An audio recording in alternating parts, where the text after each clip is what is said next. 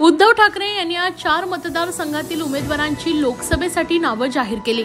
शिंदे गटाचे खासदार श्रीकांत शिंदे यांच्या विरोधात वैशाली दरेकर यांचा सामना होणार आहे।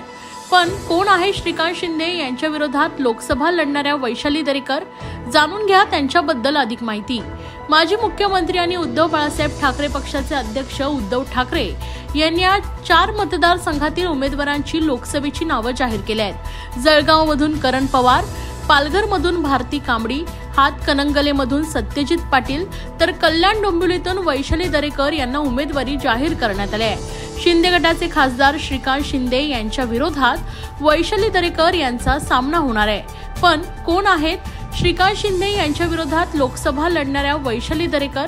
तर शिवसेना, मनसे ते पुन्हा ठाकरे गट असा वैशाली दरेकर यांचा राजकीय प्रवास आहे। वैशाली दरेकर या शिवसेनेच्या नगरसेविका होत्या, पण मनसेच्या स्थापनेनंतर त्यांनी मनसेत प्रवेश केला। त्यानंतर त्यांनी 2009 मध्ये मनसेकडून लोकसभेची निवडणूक लढवली होती आणि पहिल्या प्रयत्नातच त्यांनी 1 लाखांहून अधिक मतं मिळवली आणि त्या चर्चेत आल्या। त्यानंतर पुन्हा त्या शिवसेनेत आल्या आणि त्या नगरसेविका बनल्या आणि एकंदरीत असा त्यांचा टप्पा किंवा राजकीय प्रवास सुरू होता।